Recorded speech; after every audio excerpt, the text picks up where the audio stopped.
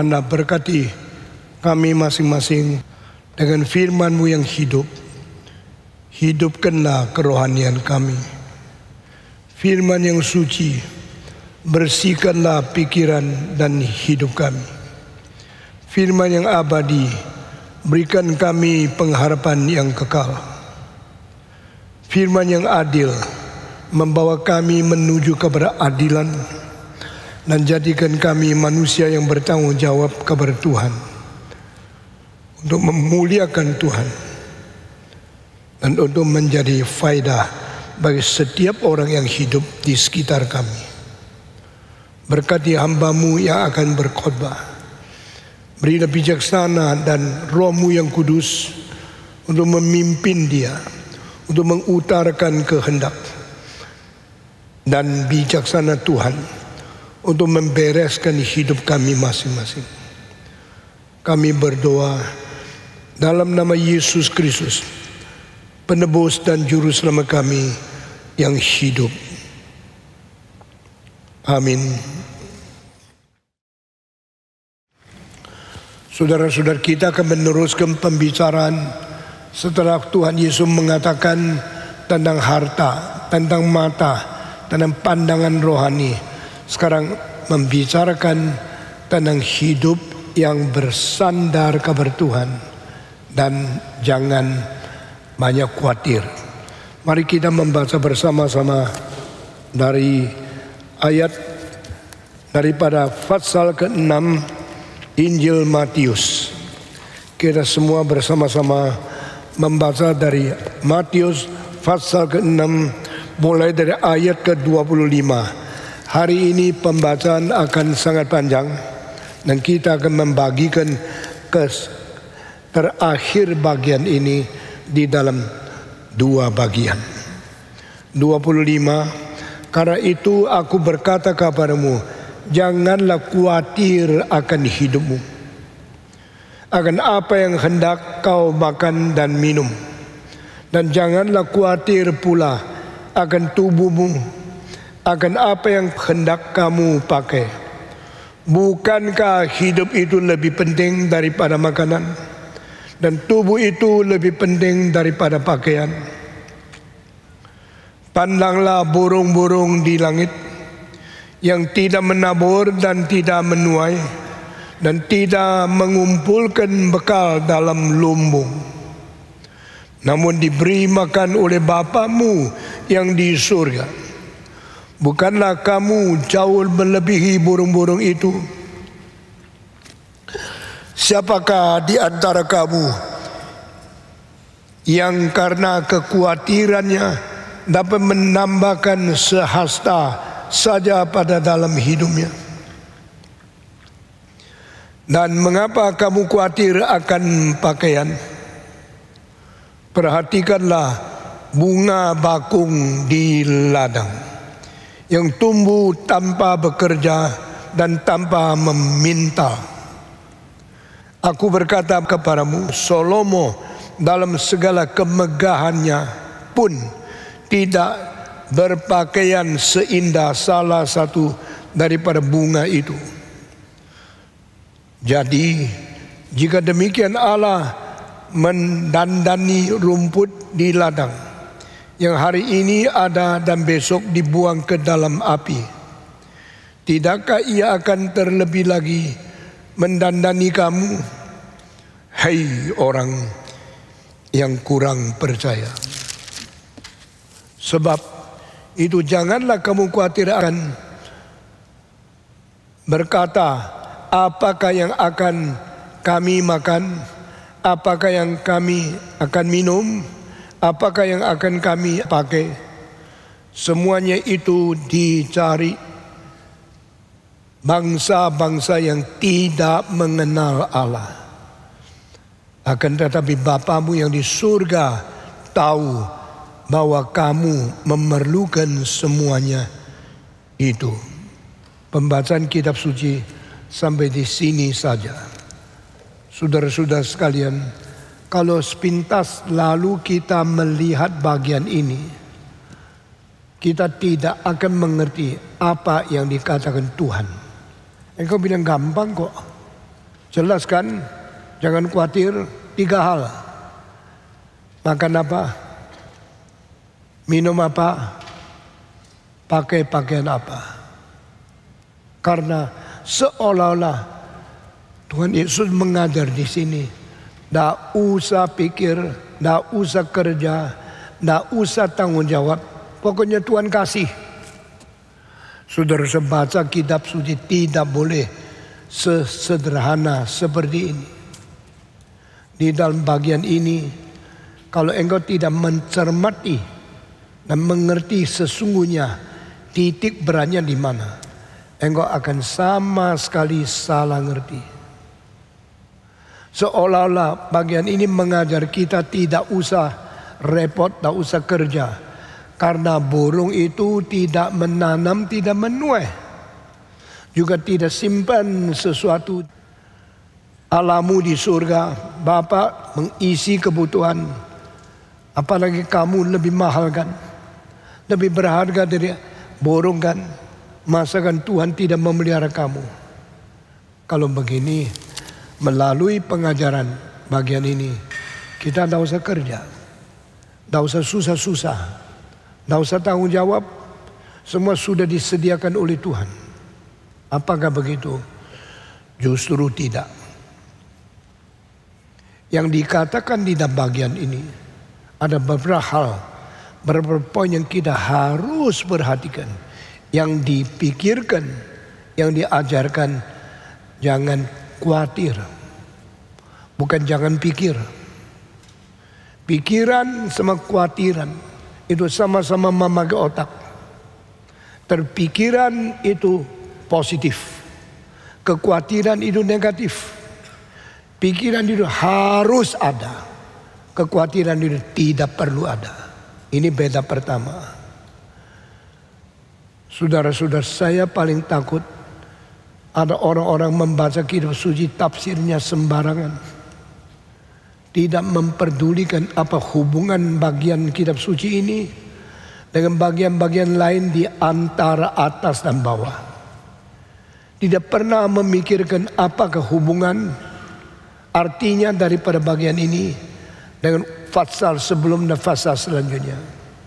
Tidak pernah membandingkan apa hubungan bagian ini dengan buku selanjutnya. Apa hubungan antara perjanjian baru perjanjian lama.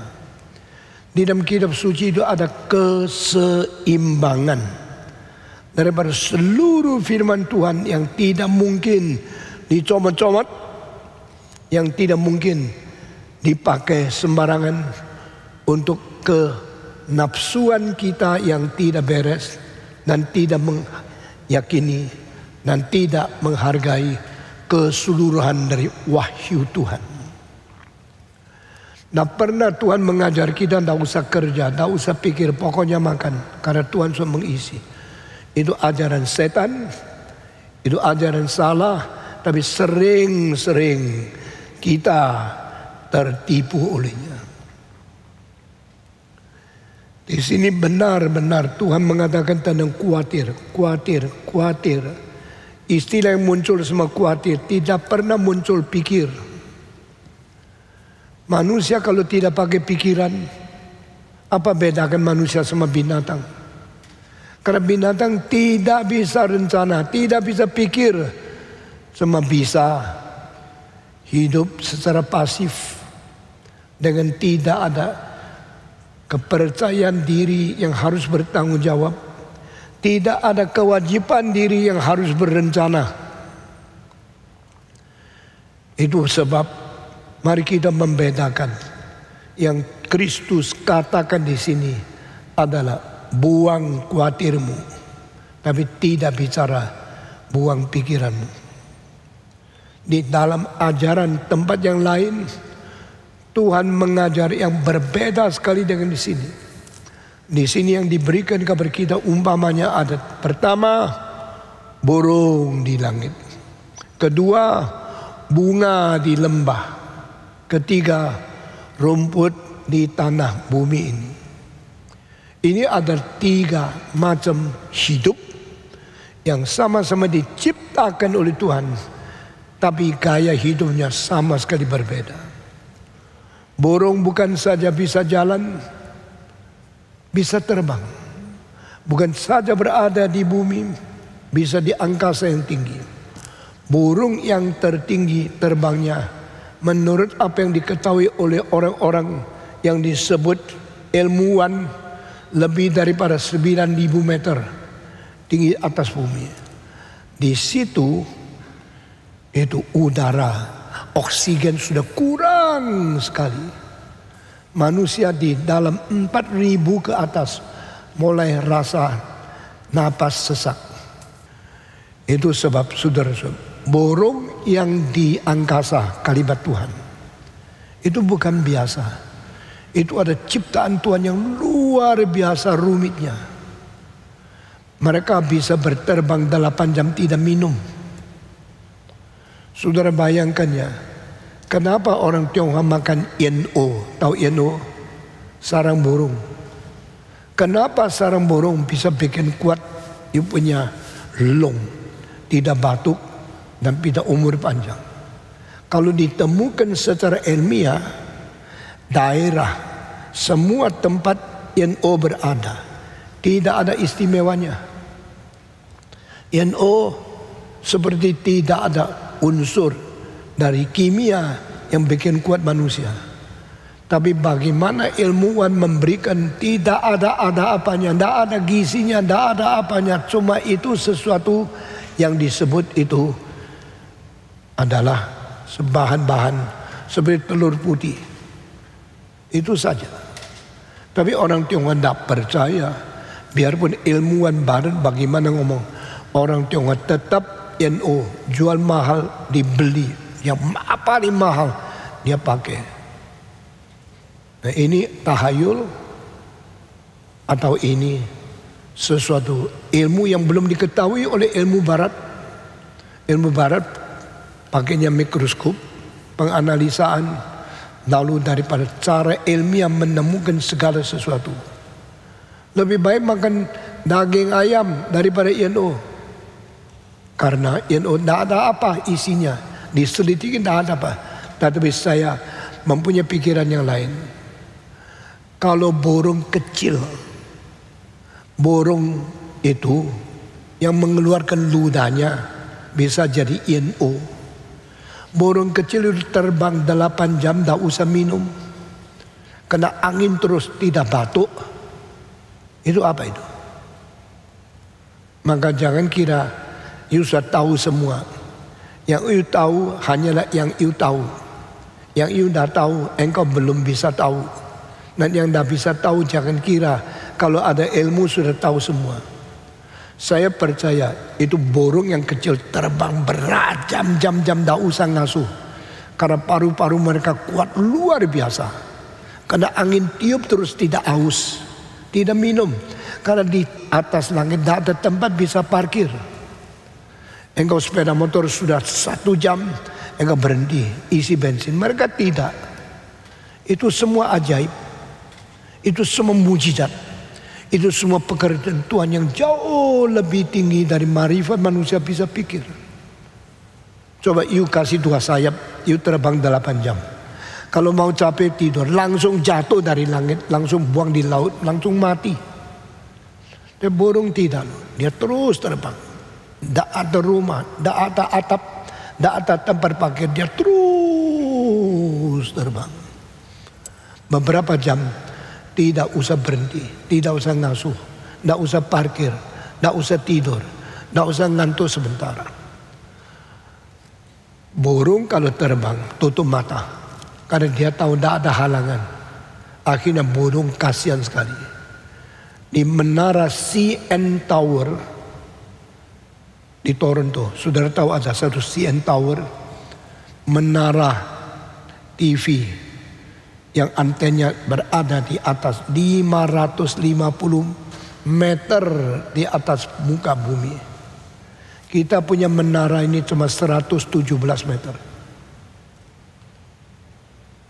Yang disebut Monash cuma 137 meter. Yang di Washington 100 kira-kira 50 meter. Yang di Paris 317 meter. Piramid 157 meter. Itu tingginya masing-masing berbeda.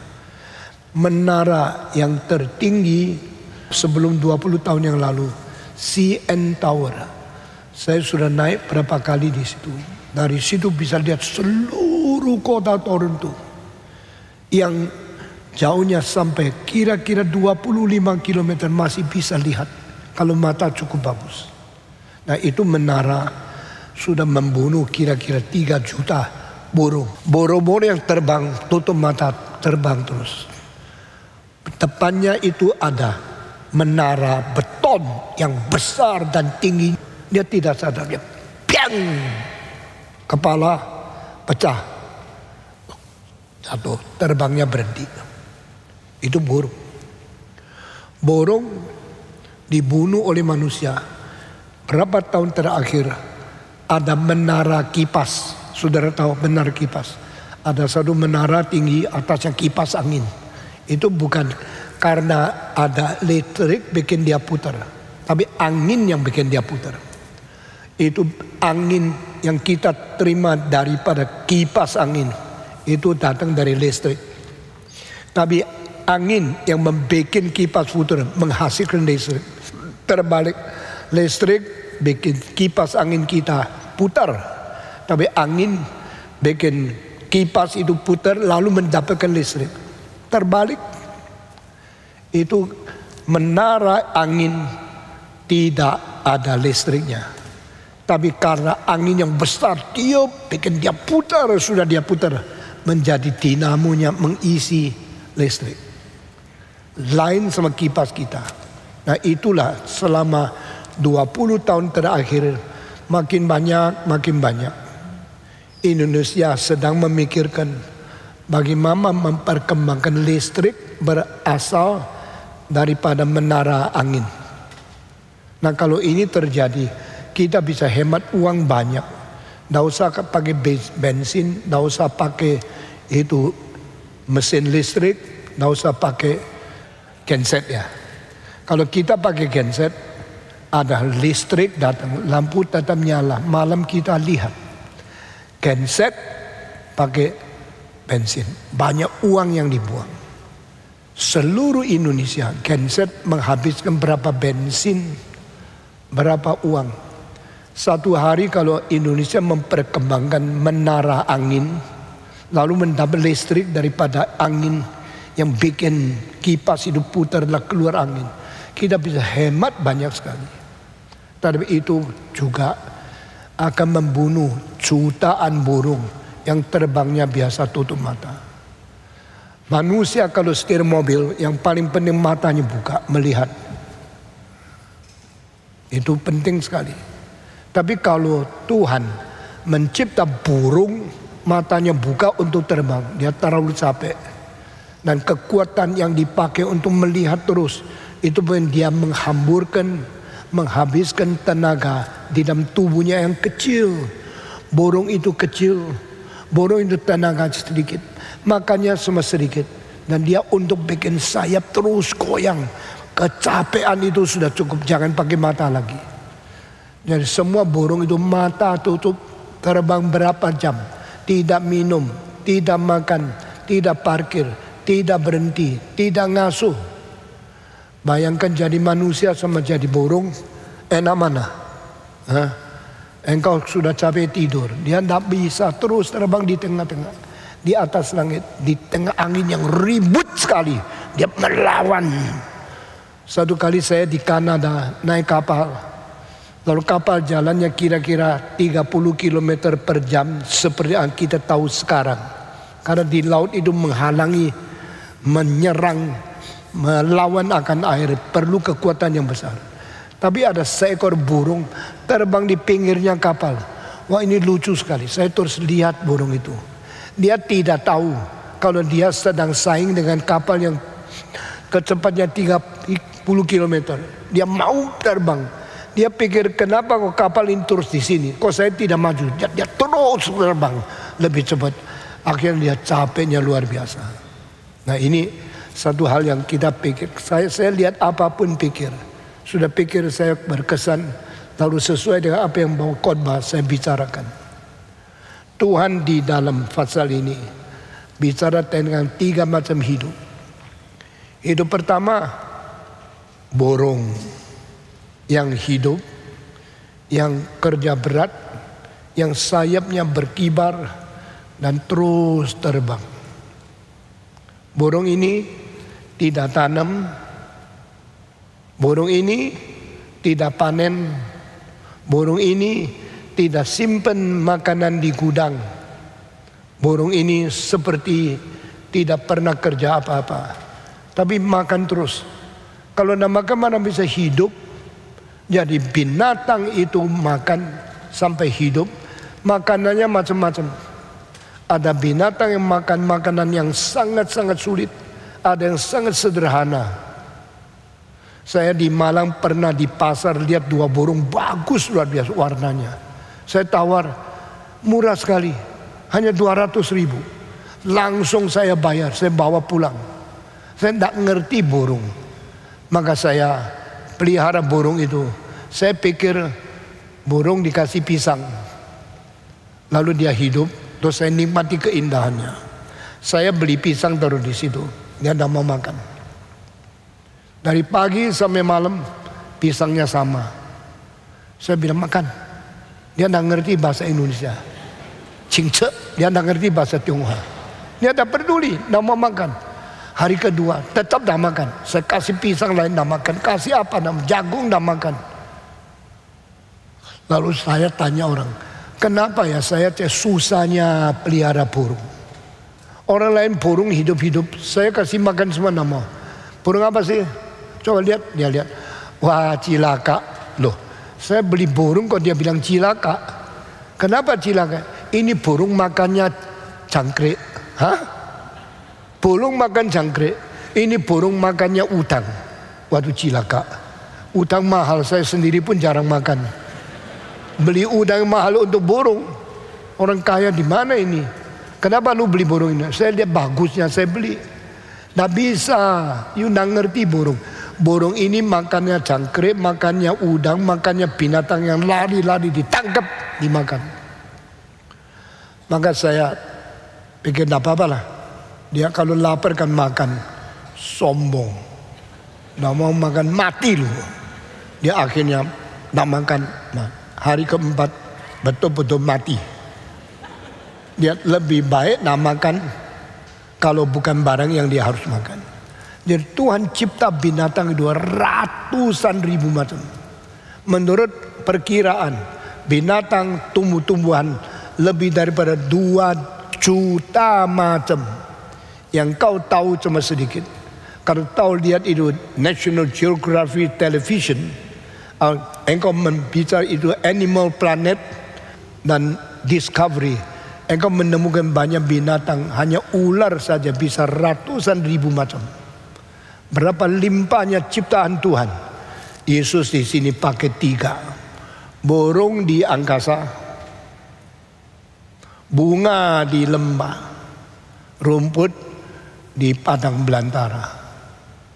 Dan ini 3 semua tidak kerja. Burung tidak pernah menanam, tidak pernah menuai, tidak pernah bekerja, tidak ada profesinya, cuma terbang lalu pulang cari makan untuk anaknya. Itu burung. Nah, Yesus Kristus tidak pakai binatang-binatang yang kerja berat. Masa ada binatang yang kerja berat? Binatang ada 2 macam yang kerja berat sekali. Kuda sama sapi.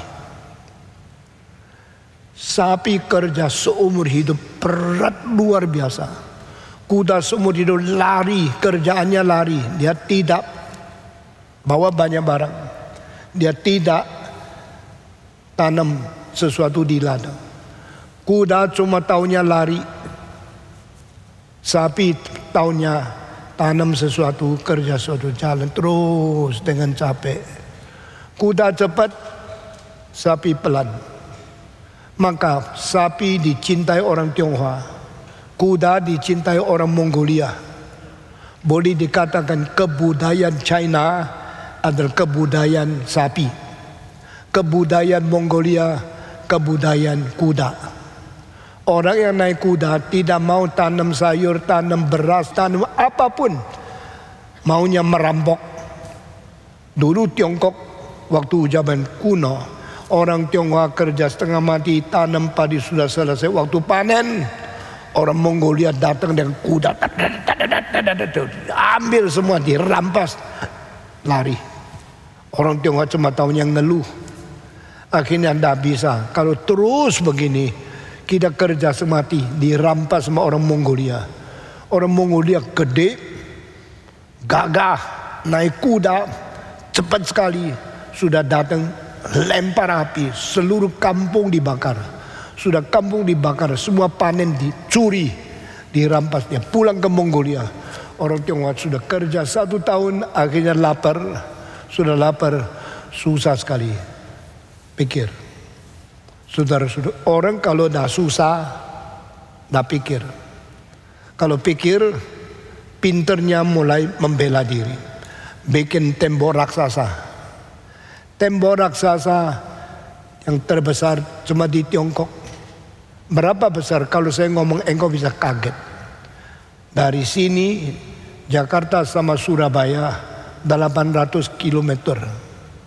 Itu tembok raksasa. Panjangnya 6.800 kilo. Berarti dari sini sampai Surabaya 8 kali. Dari sini sampai Surabaya kalau 8 kali berarti lebih jauh daripada Sabang sampai Merauke. Itu satu tembok. Kamu pakai uang bikin tembok rumahmu tambah satu tembok aja apa? Uang berapa? Tembok dari Sabang sampai Merauke pakai uang berapa ratus ribu juta kali banyaknya. Tapi udah orang Tionghoa. Karena apa? Karena benci kuda.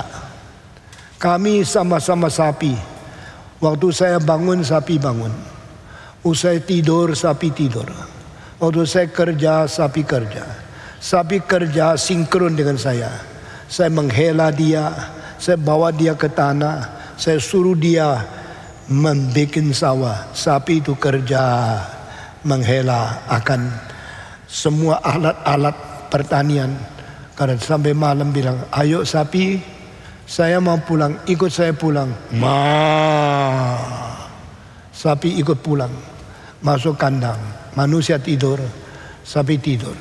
Sapi adalah teman manusia yang paling setia, yang paling rajin, paling taat, dan paling berguna. Orang Tionghoa banyaknya, penduduknya sampai sekarang masih nomor 1 di dunia. Baru diikuti oleh orang India. Kedua negara ini, 2 negara yang kerja berat, menanam makanan, mempanen padi, dan tanah di Tiongkok tidak sesubur tanah di India. India cuma sepertiganya Cina, tapi India tanah boleh tanam itu kira-kira lebih banyak sedikit dari Tiongkok. Sehingga meskipun tanah Tiongkok 3 kali lebih besar daripada India, tapi penduduknya cuma beda 56 juta. Sekarang, hari ini, saat saya lagi khotbah, orang Tionghoa kira-kira 8 detik tambah 1 bayi. Tetapi India setiap detik tambah 1 bayi. Orang India tidak ada pemerintah yang mengatakan tidak boleh banyak anak. Itu sebab orang Tionghoa pertumbuhan sudah berhenti 40 tahun. Tetapi orang India berkembang terus sampai sekarang. Sekarang orang Tionghoa hampir 1,4 miliar. Orang India 1,3 miliar lebih. Bedanya sudah tidak banyak. Dan 2 negara ini semua pakai sapi, kerja berat. Bagi orang Tionghoa, sapi budak yang paling setia. Bagi orang India, sapi itu dewa paling penting. Mereka menyembah sapi. Mereka menganggap sapi itu dewa. Itu sebab orang India tidak mau makan sapi. Tidak boleh bunuh nenek moyangmu. Sapi itu nenek moyang. Bagi orang Tionghoa, sapi itu hidup kerja berat, mati dagingnya enak dimakan. Ini kebudayaan beda. Orang Mongolia tidak tanam, tidak kerja di sawah, taunya perampok. Dan tiap kemana-mana bakar api, sita panen, pulang ke Mongolia makan sebesarnya. Mereka makan padi, juga makan daging. Jadi daging di Mongolia pakai piring yang besar, semua dipanggang selesai, semua keliling, papa, mama, anak, engkong, keliling piring besar lalu makan. Saudara, dilihat di dunia, piring terbesar selalu daripada orang Mongolia sama orang-orang daripada Islam. Kambing guling sama di dalam piring, lalu sama-sama makan. Saudara-saudara, piring mengapa begitu besar? Kira-kira 90 cm diameternya. Untuk orang, kalau Mongolia atau orang utara atau orang Islam makan kambing guling dan sebagainya, itu sama-sama mengkitari, memutari piring yang besar. Sedangkan orang Tionghoa mangkoknya kecil, piringnya kecil. Mangkok itu untuk kuah supaya tidak terlalu dingin. Piring itu untuk nasi supaya cepat dingin. Lalu waktu kurang panas ditampur kuah lagi, makan lagi enak. Ini selalu kecil-kecil. Semua mangkok piring di kebudayaan Tiongkok itu kecil-kecil. Semua piring di dalam kebudayaan Mongolia itu besar-besar. Ini semua kebudayaan harus kita mengerti supaya kita mengetahui ciri khas setiap bangsa itu lain. Dan Yesus berkata, burung, rumput, sama bunga. Bunga bakung, rumput hijau, burung terbang. Dia tidak banyak bicara burung macam apa. Dia cuma mengatakan burung terbang di angkasa. Lalu Yesus mengambil 3 barang ini, berkata kepada kita, apa artinya? Bukan mengajar kita malas. Di dalam bagian ini, Yesus tidak bicara kita tidak usah kerja, pokoknya sandar sama Tuhan. Itu pikiran jahat. Karena di dalam bagian lain, Alkitab berkata orang yang tidak kerja tidak boleh makan. Siapa yang bicara? Paulus. Paulus bilang, tidak boleh ada orang Kristen yang malas. Tapi sekarang ada pendeta yang mengajar, tidak apa-apa, sandar Tuhan, tidak usah kerja berat, pokoknya itu engkau dipelihara oleh Tuhan. Ini ajaran bisa menyesatkan manusia. Ini bukan ajaran Yesus Kristus. Meskipun Yesus di sini pakai 3 hidup yang tidak kerja. Burung tidak kerja, cuma terbang. Rumput tidak kerja. Bunga cuma menghiaskan diri dari anugerah Tuhan, bagus dilihat. Perempuan paling suka bunga. Semua wanita, apalagi gadis, senang bunga. Bunga itu cantik, berwarna, indah, harum. Maka kalau seorang pria memberikan setangkai bunga kepada wanita, dia itu senang luar biasa. Tetapi wanita yang mata duit dan dia dikasih bunga dibuang, kasih berlian baru disimpan. Nah ini lain kali baru ngomong tentang hal ini. Saudara-saudara, Tuhan Yesus bicara, burung tidak kerja, bunga indah sekali, rumput jelek tetapi daya hidupnya kuat. Ini semua tidak berusaha, tetapi buat apa Yesus bicara tentang ini? Bagian ini apa artinya? Saya ngerti bagian depan, hartamu di mana, hatimu di sana. Mana penting, mana tidak penting. Tidak bisa melayani mamon sekaligus melayani Tuhan. Ini saya ngerti, tapi bagian ini sulit mengerti. Kitab suci bukan dipilih, semaunya engkau cari yang enak-enak didengar. Pendeta-pendeta yang coba ayat ini, coba ayat, waduh saya sudah ngerti kitab suci. Saya sangat tidak senang, sedih karena mereka menipu banyak orang Kristen. Di mimbar ini saya tegakkan satu teladan. Khotbah harus berayat-ayat. Jangan melewati ayat. Jangan membiarkan sebagian tidak ngerti. Mari kita turut. Hari ini mulai ayat 25, minggu depan seterusnya, lalu pasal seterusnya. Kita tidak pilih, kita tidak comot, kita tidak melalaikan perkataan-perkataan yang diucapkan Tuhan lalu kita anggap tidak penting. Kalau demikian, sekarang kita mau tanya, Tuhan Yesus bicara tentang burung, tentang bunga, tentang rumput, maunya apa? Mau berkata kita harus mengutamakan utama, jangan mengutamakan yang tidak penting. Kita jangan mempentingkan yang tidak penting, jangan tidak mempentingkan yang penting. Baru kita mempunyai bijaksana. Loh, apa hubungan dengan bagian ini? Setelah Yesus mengatakan, engkau khawatir makanan, engkau khawatir minuman, karena engkau takut hidup tidak terisi. Lalu Yesus tanya, hidup sama makanan penting mana? Engkau khawatir tidak ada pakaian, so tubuh itu harus dipakai busana. Yesus tanya, tubuhmu sama busana penting mana? Ini yang dikatakan. Jadi jangan sembarangan copot ayat-ayat ini, sembarang tafsir menurut kemauan sendiri. When Jesus talk about your life and what you eat and what you drink, when Jesus talk about your body and what you wear as a clothes, itu mau bicara sama kita, lebih penting hidupmu bukan makanan, lebih penting badanmu bukan pakaian. Tetapi begitu banyak orang menganggap makanan paling penting, hidup tidak penting. Makan apapun pokoknya enak, pokoknya nikmat. Uang pakai banyak untuk makan-makan sampai akhirnya terlalu gemuk, akhirnya jantung kuman mati. Itu orang bodoh. Lalu pakai pakaian sebagus mungkin, uang yang terbatas, beli pakaian seindah seperti ratu, akhirnya lain tidak dipentingkan. Uangnya tidak pernah beli buku, uangnya tidak pernah beli kitab, uangnya tidak pernah membaca barang-barang yang bernilai untuk hidup di dalam. Yang penting cuma kelihatannya ayu. Banyak anak perempuan pakaiannya berlemari-lemari, terus ganti, terus mengindahkan tubuh.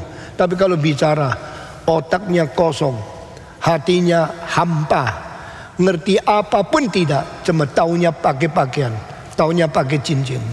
Di sini yang Tuhan Yesus tekankan adalah jangan pentingkan makanan minuman lebih dari penting hidupmu. Jangan mempentingkan pakaian lebih dari bertubuhmu. Saudara-saudara, kalau makanan enak-enak terlalu gemuk sampai sakit jantung sampai mati, apa faedahnya? Apa gunanya? Jika engkau pakaian yang cantik sekali kelihatan luar, tapi dalamnya tubuhmu bobrok, moralmu jelek, watakmu sangat-sangat dangkal, apa hubungannya? Hei laki-laki, waktu cari nyonya, apa utama standarmu? Cantik, cilaka. Banyak perempuan yang cantik hatinya kurang baik. Banyak orang baik mukanya tidak terlalu cantik. Di tengah-tengah mencari yang cantik dan yang baik, engkau harus pilih. Lebih penting hidup di dalam dari wajah di luar. Lebih penting karakter di dalam dari pakaian di luar. Ada satu anak perempuan bicara sama perempuan yang lain. Saya tahu hal ini. Coba lihat pemuda itu. Dia punya arlojinya tubilon. Waduh, anak perempuan belajar arloji masih umur 20-an. Berarti pinter. Istilah tubilon itu bahasa Perancis. Karena yang menemukan adalah seorang bernama Abraham Brigade. Ini sejarah ya, abad ke-18. Tubilon itu satu mesin yang rumitnya bikin arloji bisa jalan dengan sangat tepat karena menghindarkan gangguan dari gravitasi. Wah, ini satu pikiran mekanik yang luar biasa insinyurnya. Itu setelah dia bikin itu, dipesan oleh Napoleon I. Akhirnya Madam Curie satu. Pelan-pelan juga dipesan oleh raja-raja terkenal. Sekarang kalau kita beli tubilon yang bikinan Patek Philippe, kira-kira satu biji kira-kira adalah 6 miliar. Lalu kalau bikinan daripada Jaeger kira-kira 1 miliar. Bikinan daripada pabrik yang lain yang paling murah itu pabrik yang disebut itu apa itu Frederick Constant, kira-kira 600 juta. Tapi yang paling murah tubilon bikinan Cina itu kira-kira 25 juta. Saudara, ada anak perempuan bilang sama perempuan yang lain, itu loh anak muda, anak siapa itu, dia pakai tubilon loh. Kalau kita bisa nikah dia, kita bahagia sekali. Lalu anak laki itu bicara sama saya, perempuan dia ketipu. Saya bilang, yuk ketawa apa? Ini tubilon Cina yang murah. Dia kira saya punya uang bermiliar-miliar beli tubilon yang mahal. Dan dia kira kalau nikah saya bisa bahagia. Cilakalah kalau laki-laki cuma pandang cantiknya perempuan, lalu pilih dia sebagai nyonya, engkau kejebak. Cilakalah kalau perempuan menikah sama laki hanya karena dia kaya, engkau kejebak. Nah ngerti ya sudah. Beberapa tahun yang lalu banyak perempuan mulai sadar lakinya bukan kaya. Waktu pacaran itu undang dia makan di restoran paling mahal. Waduh hebat, mobilnya mewah sekali. Perempuan ini tergoncang, kalau saya nikah sama dia sangat bahagia. Setelah nikah resesi, setelah nikah inflasi, devaluasi, akhirnya banyak orang gagal di dalam itu perdagangan. Dia mulai curiga. Kenapa suami saya merungut terus? Kenapa suami saya sekarang dingin sama saya? Suami bilang maafkan dia, saya terus terang. Saya jujur, dagang saya besar. Semua uang pinjaman dari bank. Bukan saya kaya. Hah? Jadi saya nikah sama kamu. Nikah sama seorang laki-laki yang pinjam uang banyak dari bank. Sekarang tanya, bagaimana bayarnya? Justru saya sekarang susah. Dulu saya pinjam dolar. Kira bunganya lebih ringan. Kalau pinjam rupiah 1 bulan 18%. Kalau pinjam dolar 1 bulan 2%. Toh dolar ganti uang Indonesia bandingannya sama terus. Mendadak di dalam tahun tertentu dolar yang 1 dolar 1.800 rupiah mendadak menjadi 8.200. Saudara masih ingat? Lalu 2 bulan lagi 1 dolar menjadi 8.000. Pelan-pelan menjadi 16.000. Lalu yang pinjam dolar membayar mesti 8 kali banyak. Langsung ambruk, langsung bangkrut. Sesudah itu ada yang gila, ada yang rumah sakit, ada yang bunuh diri. Hanya perempuan yang sekarang menyesal nikah sama orang yang bukan sungguh kaya, tapi kelihatan kaya, yang pakai tubilon, yang palsu dia anggap. Akhirnya dia nikah salah. Inilah yang dikatakan Yesus di sini. Jangan pentingkan pakaian, jangan pentingkan makanan minuman. Kalau anak-anak laki belum bisa kerja besar, sudah maunya pakai semua pakaian yang paling mahal. Hati-hati bergaul dengan dia. Kalau anak perempuan belum apa-apa, pakainya yang paling mahal, pakaian yang paling mahal, semua uang taruh di situ. Hati-hati menikah dengan dia. Yesus bilang, kenapa engkau khawatir makanan? Kenapa engkau khawatir minuman? Tak tahukah engkau punya hidup lebih penting dari makanan minuman? Kenapa engkau khawatir pakaian? Tidak tahukah badanmu lebih bernilai daripada pakaian? Saudara-saudara, lalu Yesus pakai, coba lihat burung, coba lihat bunga, coba lihat rumput.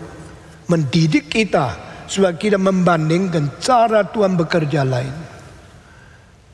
Yesus tidak pakai sapi dan kuda. Yesus tidak pakai itu macan singa, harimau, macan tutul. Yesus tidak pakai ular, dia pakainya burung.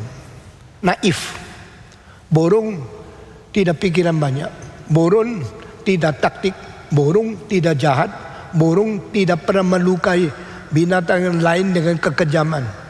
Kalau macan lihat lusa, dia pelan-pelan ikut. Mendadak loncat keluar. Tangkap lusa itu. Gigit paling banyak 2 tempat. Pertama, tenggorokan. Kedua, tulang punggung. Ini diatur oleh Tuhan. Karena kalau dia gigit tangan kaki sakit dah mati. Tapi gigit ini tenggorokan langsung putus napas dia mati. Tuhan yang atur. You boleh makan binatang lain, tidak boleh siksa dia. Macam bilang oke, saya taat sama Tuhan. Kalau mau tangkap sapi, tangkap rusa, tangkap kijang, gigit tenggorokan dulu. Maka macan kalau sudah terjang, dia pilih tenggorokan, langsung patahin. Sudah patahin, tidak ada napas, lusa itu langsung mati. Baru dia makan dagingnya. Waktu lusa mati, sudah tidak tahu sakit, maka boleh dimakan dagingnya. Waktu tulang punggung ini sudah digigit, dia lumpuh, seluruh syaraf mati, boleh digigit. Itu caranya Tuhan cipta binatang.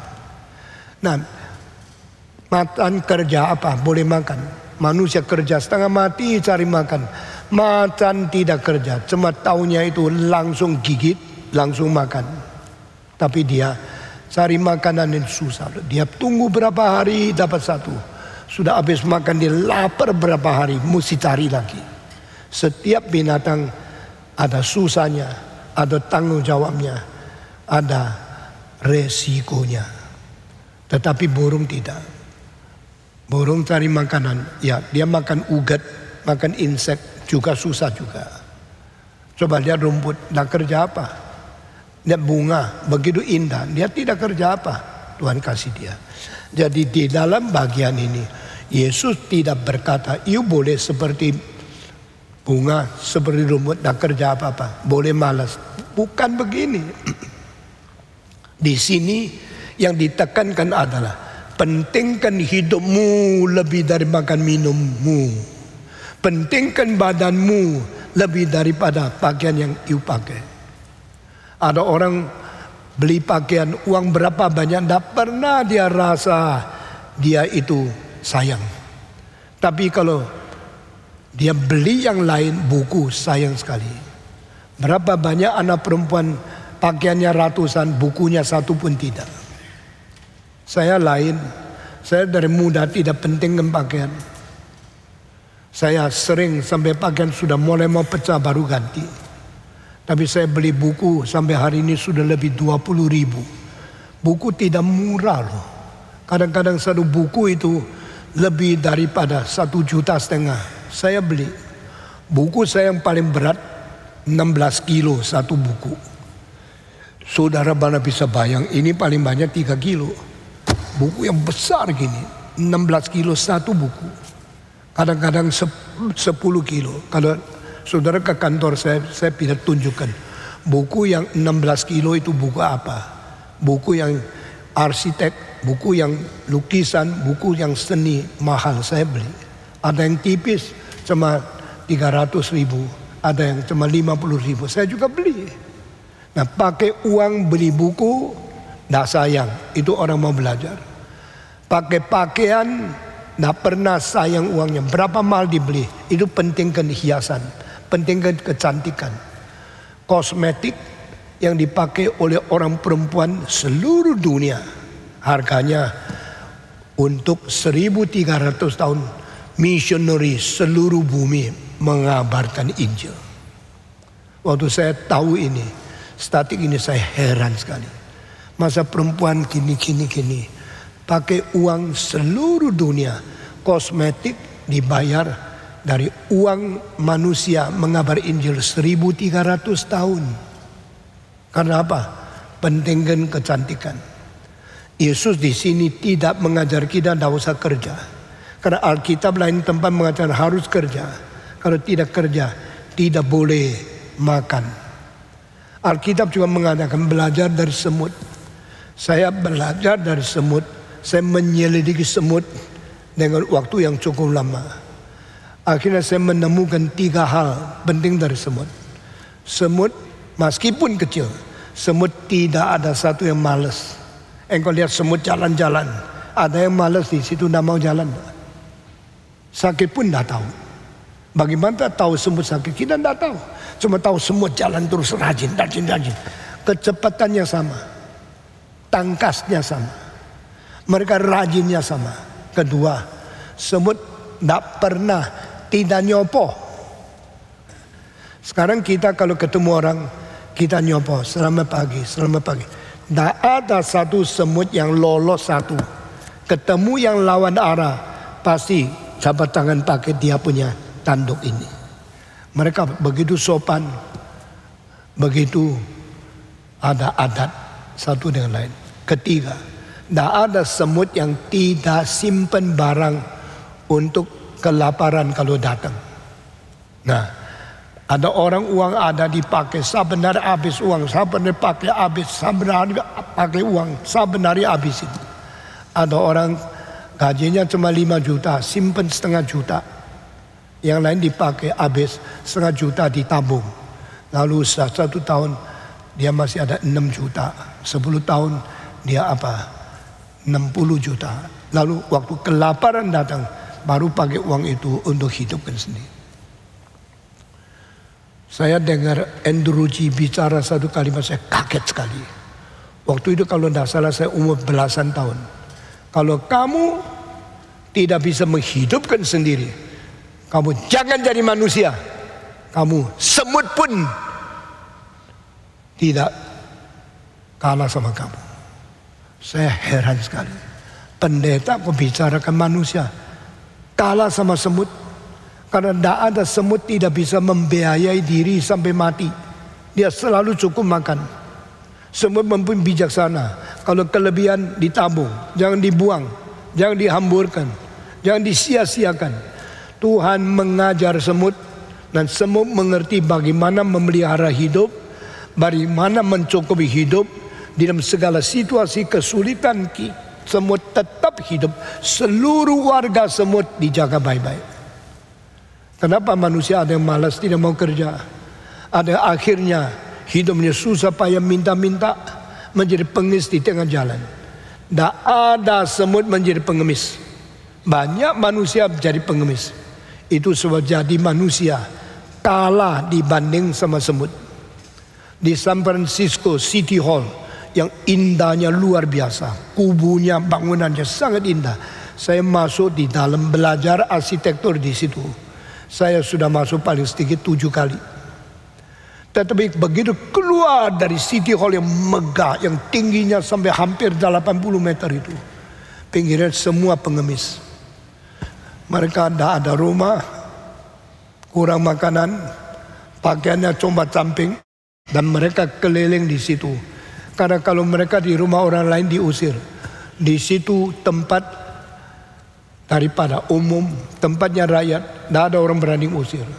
Waktu malam tidur di tangga-tangganya, lalu mereka keliaran di situ. Saudara-saudara, Amerika memberikan kebebasan kepada orang, tapi ada orang tidak mengindahkan, tidak menghargai kewajiban dan apa yang harus mereka lakukan, akhirnya menjadi miskin. Namun jangan lupa, orang miskin ada yang sungguh-sungguh, ada yang pura-pura, yang sungguh-sungguh miskin dan tentu mau minta uang orang lain. Sampai mati pun mereka ikat pinggang karena malu minta-minta. Tapi orang yang minta-minta kebanyakan adalah orang-orang yang pura-pura. Dan ternyata diselidiki ada seorang pengemis di Los Angeles. Dia simpan uang 26.000 di bank.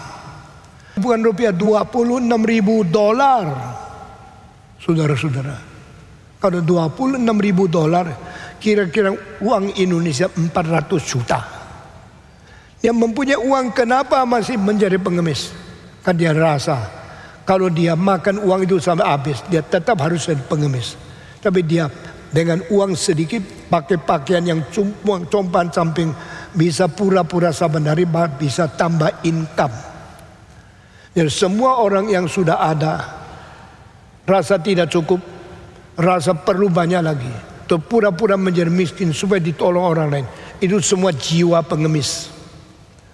Orang kaya sekali, sudah kaya masih rasa tidak cukup, masih minta-minta, masih terus pura-pura miskin supaya ditolong orang, itu pengemis besar, pengemis cukong.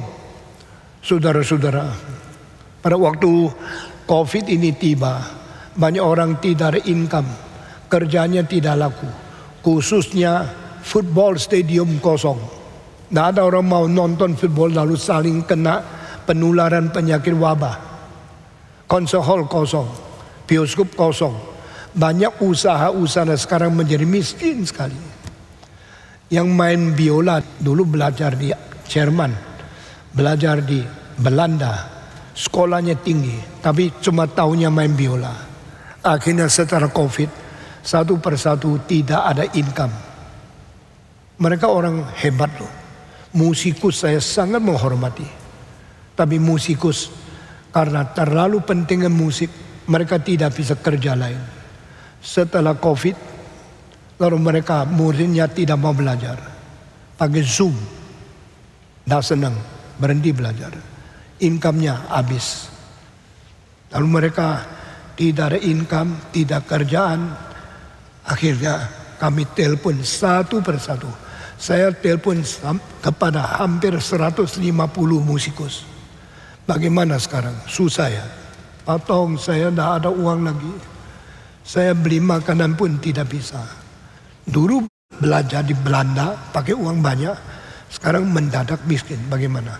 Kita membantu orang-orang miskin yang sekarang susah hidupnya.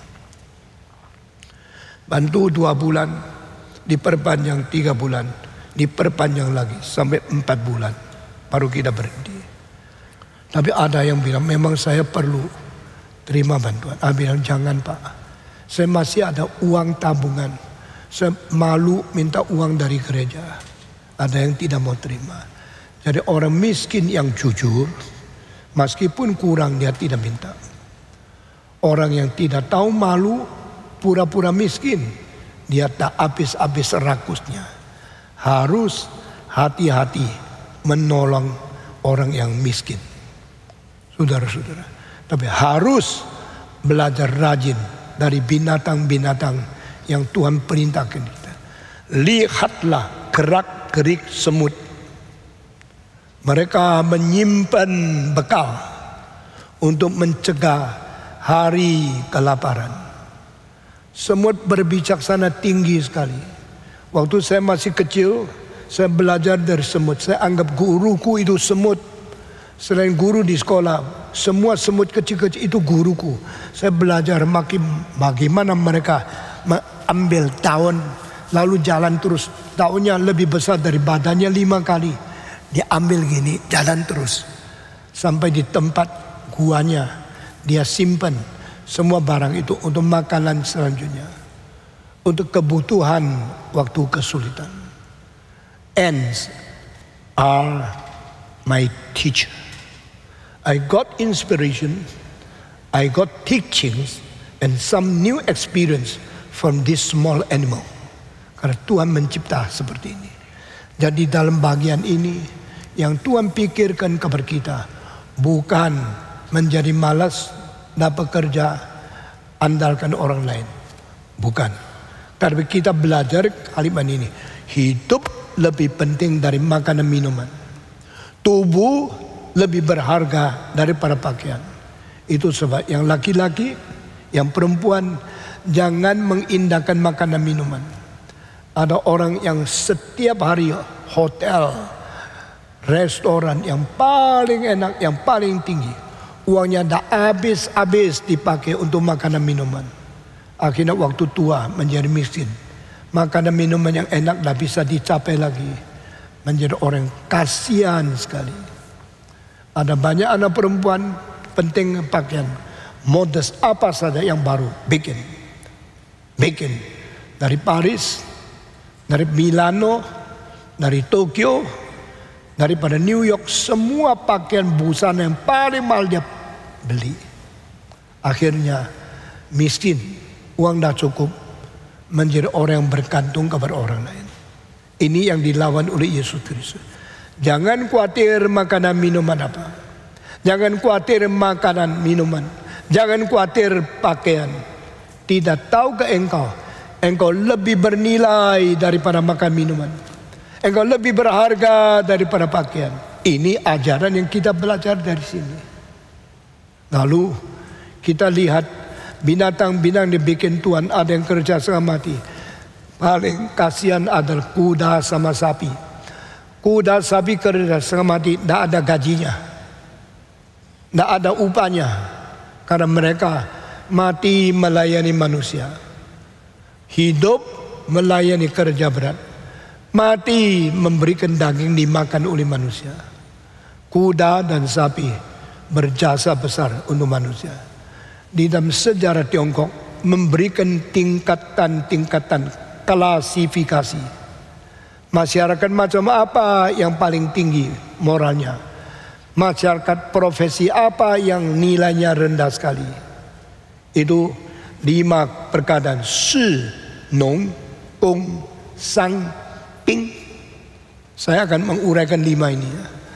Yang paling tinggi orang cendekiawan, karena mereka belajar mati-matian sesuai itu menjadi pejabat melayani rakyat. Bukan pejabat yang korupsi ya, pejabat yang melayani rakyat. Mau menjadi presiden perlu pikiran, menjadi gubernur perlu pikiran, menjadi camat perlu pikiran. Kalau mereka tidak korupsi tapi cuma pakai pelajaran yang tinggi untuk melayani rakyat, harus dihargai nomor 1. Jadi di dalam peningkatan klasifikasi daripada profesi-profesi, orang Tionghoa mengatakan cendekiawan harus dihargai. Orang cendekiawan bukan tentu diturunkan dari orang kaya, karena sejak Konghucu mendidik manusia dengan sama rata. Baik orang kaya boleh jadi murid dia, orang miskin juga boleh belajar dari dia. Nah tentu harus bayar ongkos yang berat. Gerika menghasilkan semacam orang namanya sofist, S-O-P-H-I-S-T. Sofist itu menarik biaya dengan sangat tinggi baru mau mengajar. Ini dihina oleh Socrates. Why you ask people to pay you so much money for teaching them as your student? Are you selling your truth? Are you selling your knowledge? Guru tidak boleh menjual pengetahuannya. Tapi kalau nanti guru makan apa? Ya guru kalau terima uang sekolah itu tidak apa-apa. Jangan terlalu. Jangan memeras murid. Karena banyak murid yang miskin tidak bisa bayar. Itu sebab kalau ada guru minta nasihat sama saya bilang bagilah 3 macam murid. Yang pintar tapi miskin, yang biasa tapi lumayan, yang kaya tapi tidak pintar. Kalau murid yang paling pintar tidak bisa bayar, tapi karena pintar dia, ajar dia, tidak usah bayar, tidak apa-apa. Engkau sedang mendidik manusia, generasi muda untuk meneruskan kebudayaan manusia. Kedua macam orang tidak pintar tapi kaya, terimalah uang dari dia, jangan sungkan.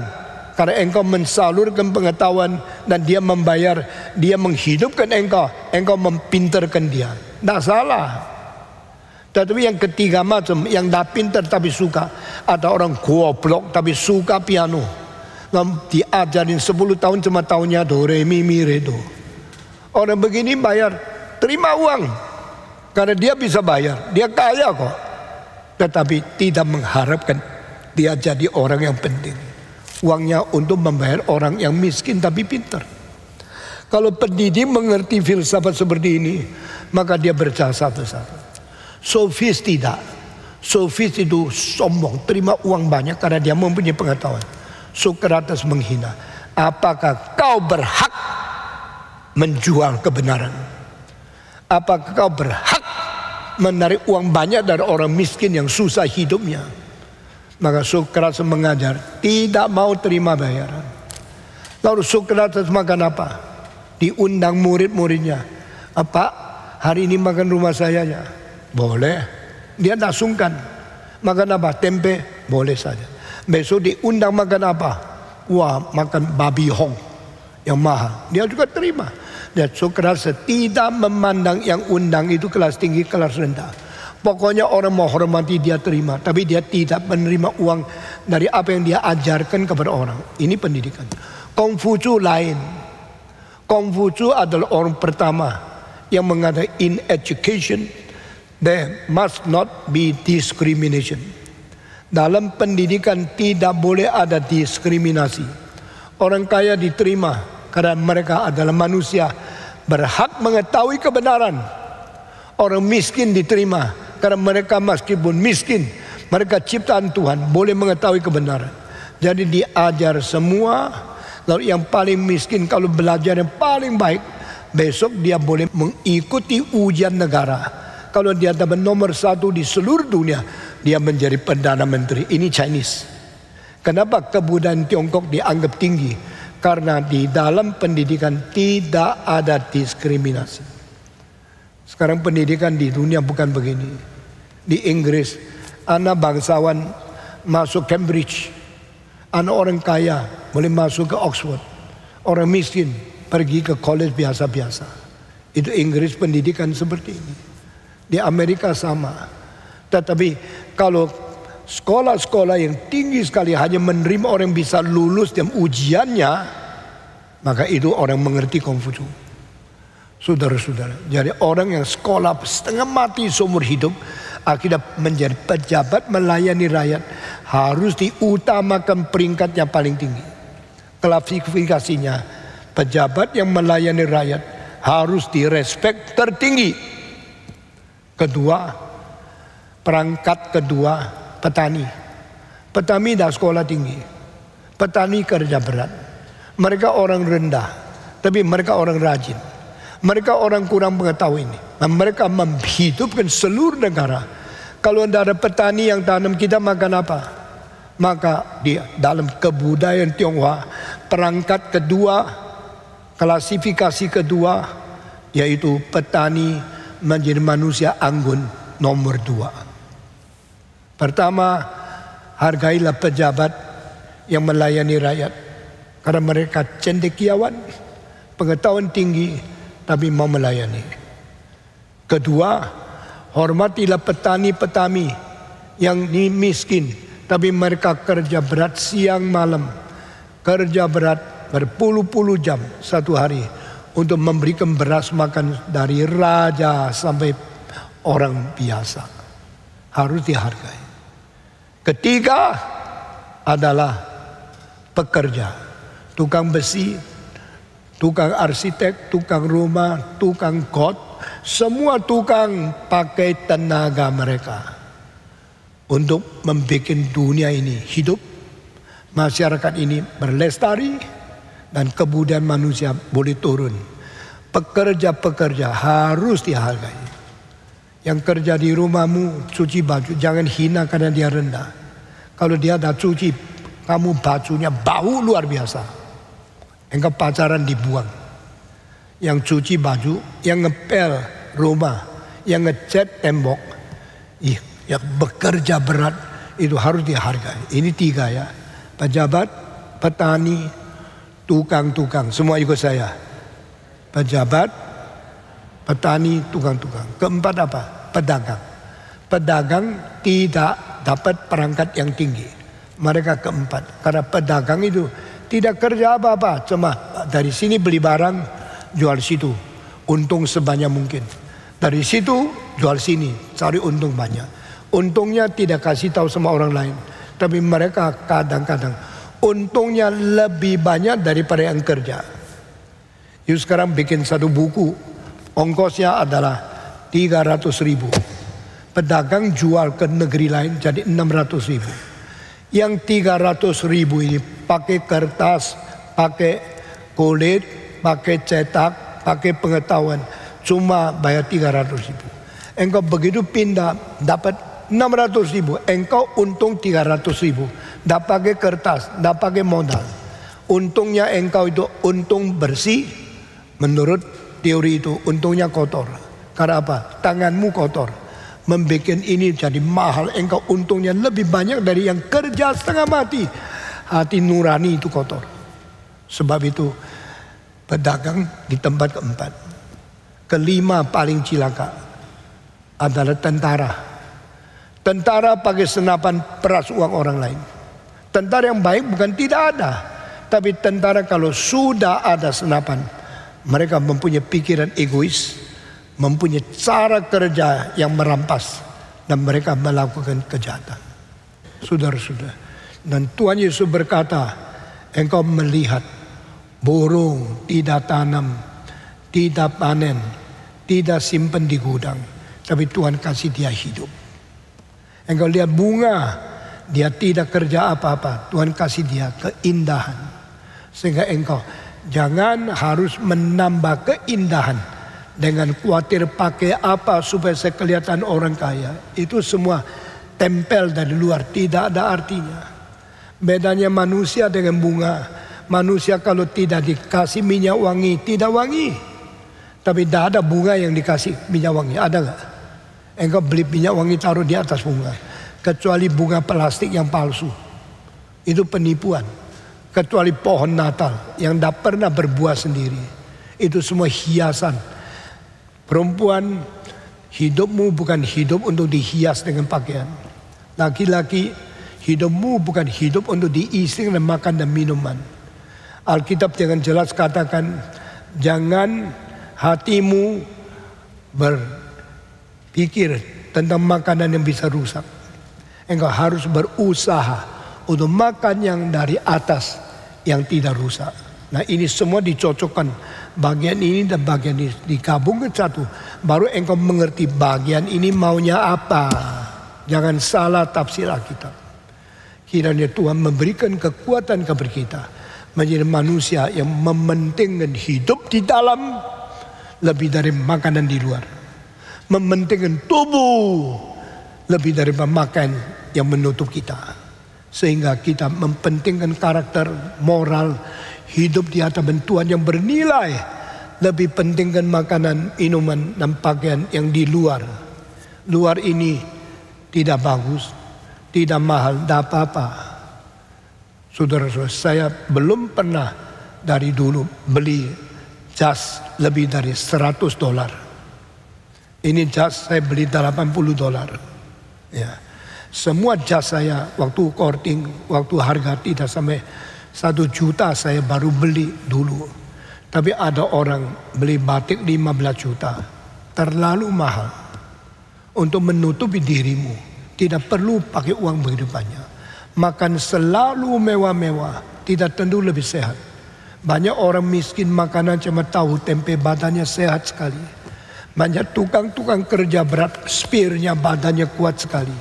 Banyak orang kaya makan enak-enak, mahal sekali. Sakit jantung, sakit ginjal, mati karena makanan terlalu baik. Maka Alkitab mengatakan, pentingkan yang mana? Yang penting, pentingkan. Yang tidak penting, jangan dipentingkan. Yang harus dijadikan penting, jangan dilalai. Yang tidak harus dijadikan penting, jangan diutamakan. First thing first. Significant thing, significant. Important thing, number one. Yang lain tidak. Menjadi orang yang bijaksana. Lalu jangan khawatir. Khawatir adalah memboroskan pikiran untuk hal yang tidak berguna. Itu namanya khawatir. Menurut psikologi, yang kau khawatir 75% tidak pernah terjadi. Engkau khawatir mati, tidak mati-mati. Engkau khawatir sakit, tidak sakit-sakit. Cuma engkau karena khawatir akhirnya betul-betul menjadi sakit. Karena bodohmu. Serahkan kepada Tuhan. Itu tidak gampang, serahkan kepada Tuhan. Tapi kita mesti belajar. Jangan berdoa, Tuhan, saya menyerahkan beban berat ini kepadamu ya Tuhan. Dalam nama Yesus diambil kembali. Sudah canggung lagi, Tuhan terlalu berat, saya serahkan beban kepadamu ya Tuhan. Dalam nama Yesus, amin, ambil kembali. You selalu menjadi orang bodoh seperti ini. Yang kau katakan serahkan Tuhan, kau tidak jalankan. Kau selalu tanggung sendiri, khawatir ini, khawatir itu. Kalau dah nikah, khawatir dah laku. Kalau sudah nikah, khawatir suami menyeleweng. Sudah nikah lama, dah ada anak, takut tua, dah tahu bagaimana. Kalau sudah lahir anak, dah tahu dia laki perempuan. Kalau laki, khawatir dia jadi bajingan. Kalau perempuan, khawatir dia tidak laku. Mau apa lu? Apapun khawatir. Tidak habis-habis. Kekhawatiran tidak pernah menolong kita. Kekhawatiran tidak pernah memperbaiki kita. Yang memperbaiki kita bukan khawatir, tapi rencana, pikir, dan berusaha sebaik mungkin. Selalu ganti khawatir dengan pikir. Selalu isi pikir dengan planning. Selalu planning dengan bijaksana dari Tuhan. Sehingga hidup kita tidak memboroskan kesempatan, tidak memboroskan kebebasan, tidak memboroskan anugerah Tuhan. We do it practically, realistically, and do it diligently. Saudara-saudara, hidup saya sudah mau habis. Saudara yang dulu tidak mau dengar khotbah saya, saudara buang kesempatanmu sendiri. Saudara, engkau sadar khotbah di sini penting, baru engkau sekarang belajar baik-baik. Pernahkah saya membuang waktu Anda? Pak Tong, khotbahmu saya tidak ngerti. Tidak ngerti, jangan salahkan guru, salahkan murid kurang pintar. Dan engkau mesti belajar lebih banyak dari orang lain. Kemarin malam ada seorang nyonya bicara sama saya. Pak Tong, terus terang, saya dulu benci kamu luar biasa. Saya bilang tidak apa-apa. Banyak orang dulu benci saya, akhirnya jadi kawan baik sama saya kok. Dia bilang iya betul juga. Saya dulu dengar orang, Pak Tong tidak ada Roh Kudus. Buat apa dengar khotbahnya? Maka saya buang kaset Pak Tong. Saya buang, saya tidak mau. Saya menghina Stephen Tong. Tidak ada Roh Kudus berani khotbah. Kenapa Stephen Tong tidak Roh Kudus? Karena tidak bisa gini. Gini itu Roh Kudus, enggak kan? Tidak bisa lidah. Karunia lidah Roh Kudus, bukan kan? Alkitab tidak katakan itu. Tapi karena pendeta yang mengajar salah-salah, bikin banyak orang di Indonesia tutup telinga untuk Stephen Tong. Biar Stephen Tong makin lama makin tua, khotbahnya tidak dengar. Yang rugi bukan saya, yang rugi kamu. Setelah engkau mulai mengerti, oh ini benar, didengar lagi. Pertama tidak bisa dengar. Kalau engkau dengar khotbah saya tidak bisa terima, silakan sabar, dengar 10 kali khotbah, 10 macam khotbah. Sudah dengar dengan pelan, sadar sedikit, orang mulai merasa ini penting. Sesuai belajar lagi, belajar. Waktu engkau sungguh-sungguh ngerti, mau dengar khotbah saya, mungkin saya sudah dipanggil Tuhan. Itu caranya setan mengganggu zaman ini. Mari kita baik-baik, rendah hati, belajar firman Tuhan. Nah, hari ini saya mengajar kepada kamu. Bagian ini bukan mengajar kita, tidak usah tanam, tidak usah tuai, tidak usah panen, pokoknya sandar Tuhan. Di sini bicara dan jangan khawatir, bukan jangan melakukan kewajiban. Tuhan memberkati kita, dan hari ini saya khotbah di sini saja. Mari kita berdoa. Saya minta Bapak Yohan Murjanto naik ke atas, pimpin kita berdoa. Mari kita semua tunduk kepala. Saya minta semua hadirin berdiri, kita berdoa di hadapan Tuhan. Mari kita berdoa kepada Tuhan. Kami bersyukur kepada Tuhan untuk anugerah firman Tuhan yang boleh kami dengarkan, ya Tuhan. Kami bersyukur karena kami diingatkan untuk kami boleh melihat dan memandang Tuhan dan bersandar kepada Engkau. Kami tidak diliputi oleh kekhawatiran yang tidak perlu, tetapi kami boleh memikirkan akan kebenaran Tuhan. Kami bersyukur ya Tuhan, pimpinlah akan pikiran kami, sehingga kami boleh mementingkan apa yang lebih penting di dalam hidup kami seturut firman-Mu. Terima kasih Tuhan, biarlah Engkau terus memberikan kami firman Tuhan yang mendidik kami, sehingga kami menjadi orang yang dipakai oleh Tuhan. Di dalam nama Tuhan Yesus kami berdoa. Amin.